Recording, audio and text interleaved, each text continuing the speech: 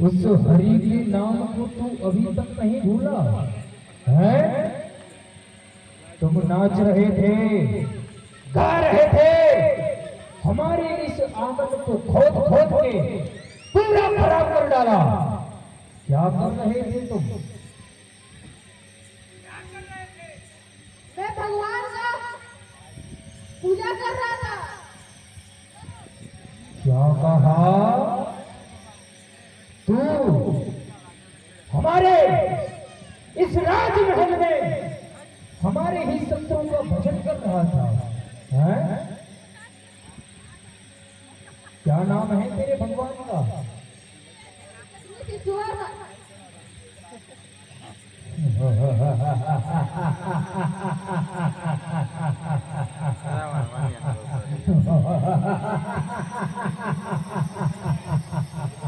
क्या कहा?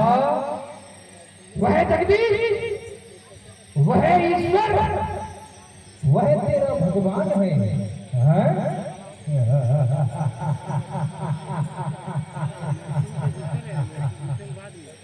अच्छा, इधर कहाँ रहता है वो?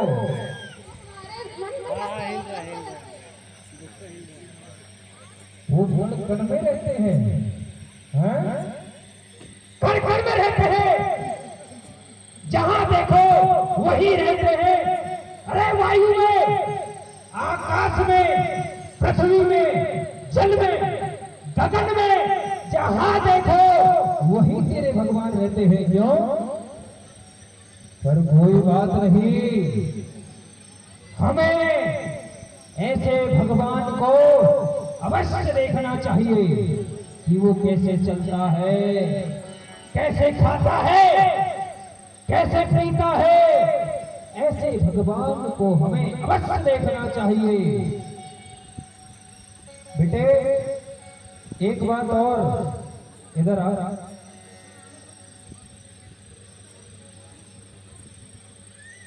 ये देख, ये जितनी भी प्रजा बैठी है ना, देख ले अपनी आंखों को फाड़ फाड़ के। ये जितनी भी प्रजा बैठी है, ये सब मेरी हुकूमत का यहाँ पर राज चलता है। और तू है कि मेरी बातों का उल्लंघन करके अपने उस हरि को मनाने के लिए चला है, हैं? और देख ले अपनी आंखों को फाड़ फाड़ के, जहां तक भी मेरी दृष्टि जा रही है, जहां तक देख ले, जहां तक तेरी नजर जा रही है, ये राजपाट सब तेरा है। मेरा हो जा, मेरा बन जा, ये राजपाट सब तेरा है। उसके पश्चात भी तू नहीं मानता कि नहीं पिताश्री, मेरे भगवान है।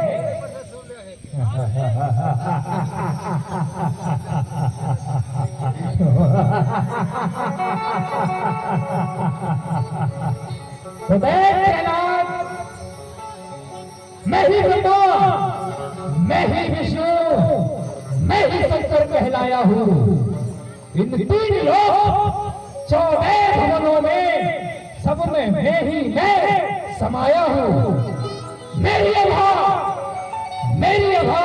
ये चमकती है सूर्य बनकर, मेरी सभा ये चमकती है चंद्र बनकर।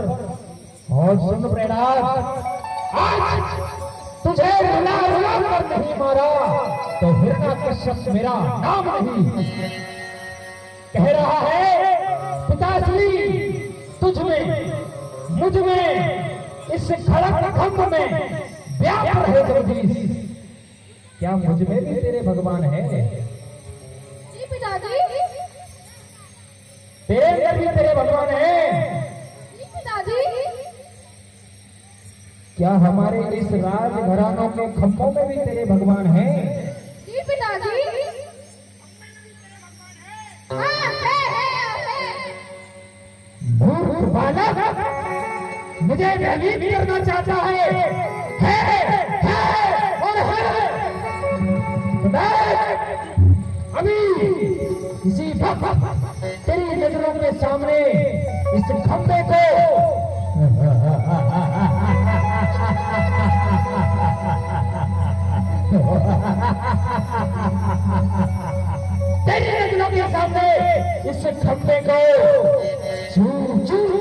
दिखाऊंगा देख।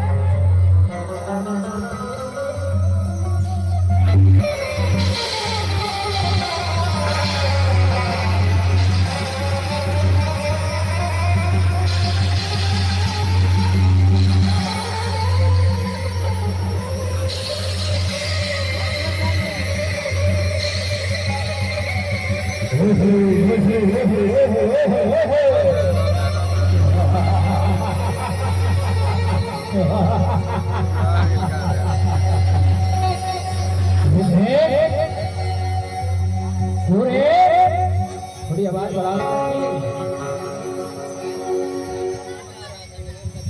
क्यों रे? तू ही इसका भगवान है? देखो कैसे मुंडी हिला रहा है।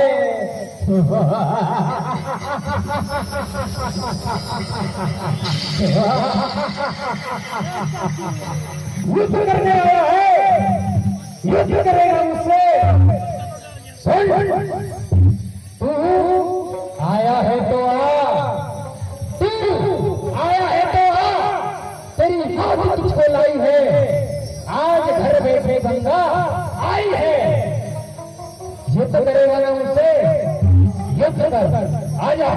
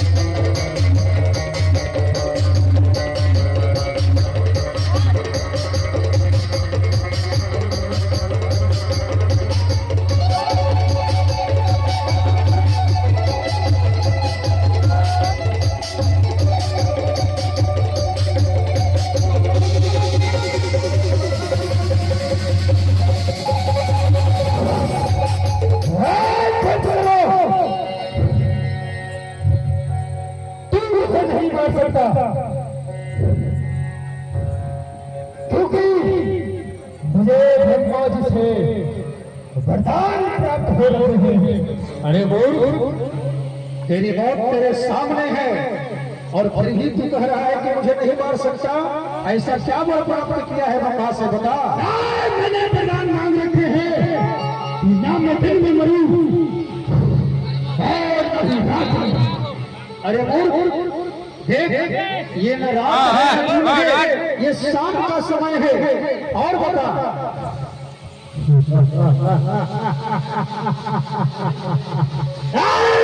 और भी वरदान प्राप्त हो रहे हैं, ना मैं घर के भीतर मरूं और नहीं घर के बाहर।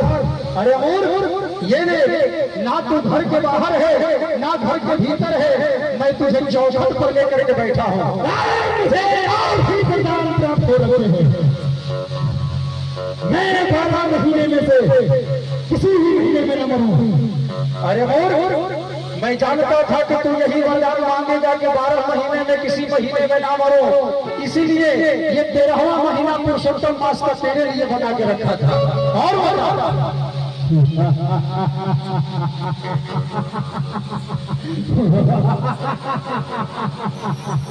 तू क्या समझता है? तू फिर भी मुझे मार देगा? मुझे और भी वरदान प्राप्त हो रहे हैं, ना मैं किसी नर से मरी और ना ही किसी नारी से। अरे मूर्ख, ये देख, ना मैं नर हूँ ना नारी ना ही पशु हूँ, मैं आधा आधा हूँ। और बता। तो मुझे और भी वरदान प्राप्त हो रहे हैं, ना मैं किसी अस्त्र से मरूं है नहीं किसी शस्त्र से। अरे मूर्ख, देख मेरे हाथों में ना अस्त्र है ना शस्त्र है, मैं तुझे अपने नाखूनों से मारूंगा। ये ले।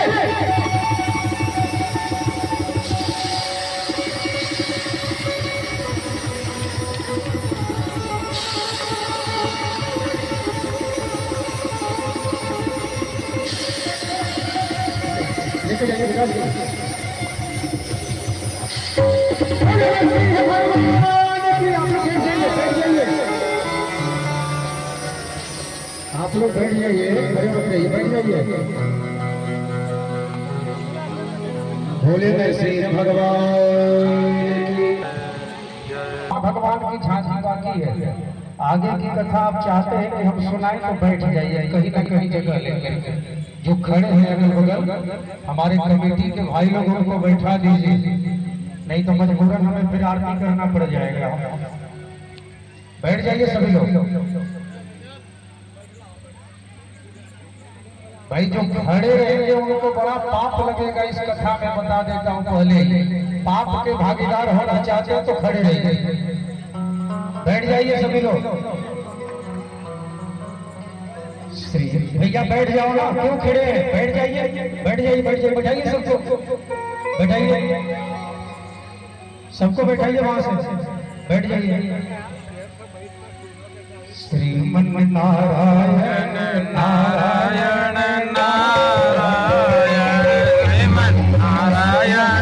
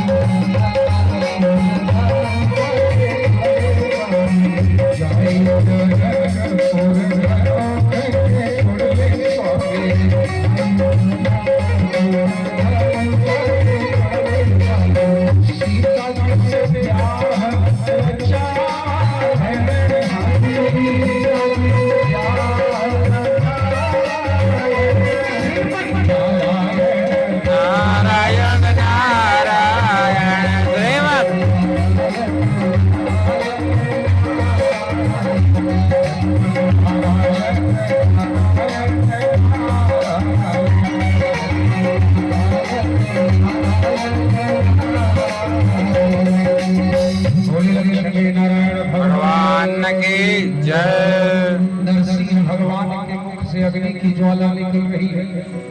बिल्कुल शांतचित्त होकर के कथा सुनी। हिरण्यकश्यप का वध करने के बाद भी भगवान नरसिंह का क्रोध शांत नहीं हो रहा। बिल्कुल मुख से अग्नि की ज्वाला निकल रही है। सारे देवी देवता सब थर-थर कांप रहे हैं।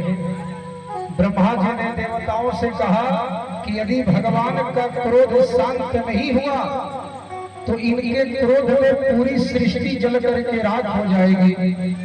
इसलिए जल्दी इनके क्रोध को शांत करो। लेकिन ब्रह्मा जी ने स्तुति कर लिया, शिव जी ने स्तुति कर लिया, लेकिन फिर भी भगवान का क्रोध शांत नहीं हुआ महाराज। तब ब्रह्मा जी ने कहा देवताओं से कि देखो कि व्यक्ति कितना भी गुस्सा में हो, उसके क्रोध को उसके पत्नी जरूर ठीक कर देते हैं। इसलिए लक्ष्मी मैया को जा करके बुला करके ले आओ, वही इनके क्रोध को शांत कर सकती है। देवता लोग गए, लक्ष्मी मैया से हाथ जोड़ गए। देवताओं ने कहा कि मैया प्रभु बड़े क्रोध में हैं, आप कृपा करके चलिए, चल करके उनका क्रोध शांत करिए। लक्ष्मी मैया हंसने लगी, बोली बस इतनी सी बात है, तुम लोग घबरा रहे हो, कोई बात नहीं, चलो। लक्ष्मी मैया ने 16 श्रृंगार किया, सोने के थाल में दीपक को सजाया और क्रीड़ा कमल हाथ में लेकर इठलाती बल खाती हुई चली गई भगवान के पास। और जैसे ही लक्ष्मी मैया प्रभु के पास पहुंची, आरती लेकर के दिखाने लगी, मुस्कुराने लगी, भगवान ने तुरंत जीभ निकाल करके जोर से तहार लगाया। लक्ष्मी मैया थाली फेंक के दैया मैया करके भागी। देवताओं ने कहा मैया कहाँ भाग रही हो? लक्ष्मी मैया ने कहा चुप रहो, पता नहीं किसके सामने खड़ा कर दिया, अभी खा ही जाता नहीं भागते थे। अरे हमारे पति तो बड़े सुंदर थे, पता नहीं कहाँ जानवर के पास ला करके बैठा दिया, बताओ ये हमारे पति थोड़े ना है। अब लक्ष्मी मैया चली गई, देवता लोग बेचारे परेशान, अब क्या किया जाए? तब ब्रह्मा जी ने कहा भक्तराज प्रहलाद से कि यदि भगवान के क्रोध को कोई शांत न कर सके तो सिर्फ एक ही शांत कर सकता है। कौन? बोले उसका भक्त शांत कर सकता है। बोले हे भक्तराज प्रहलाद, आप ही प्रभु के क्रोध को शांत कर सकते हैं। प्रहलाद जी गए प्रभु के पास, थर-थर कांप रहे हैं प्रहलाद जी डर के मारे। हाथ जोड़ करके प्रहलाद जी भगवान के आगे खड़े हो गए, प्रार्थना करने लगे। ब्रह्मा